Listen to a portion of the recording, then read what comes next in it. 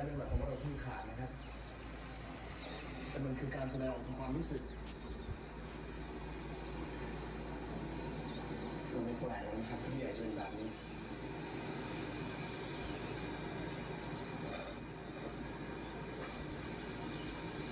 ฉันก็แค่เสียใจที่ช่วยป๋าช่วยแต่ไม่ได้เลยสักนิดตอนนั้นนี่ฉันเป็นลูกชายคนโตเป็นพี่ใหญ่ที่สุดของบ้านนู้นแต่ทำอะไรไม่ได้สักอย่างเลย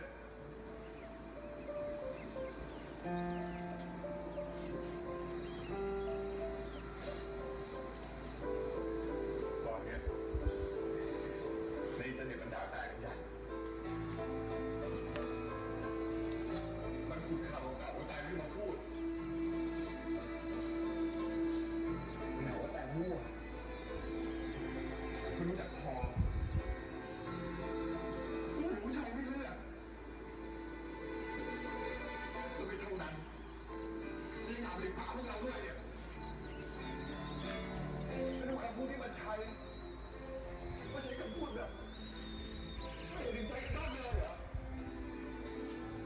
บ้าอะไรพวกนั้นรู้จักเราสักนิดเรารู้จักเราสนุกปากดีได้ไง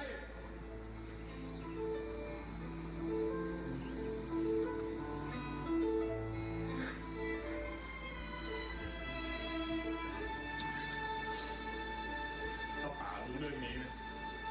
ป๋าต้องการสุดหนักกว่านี้แน่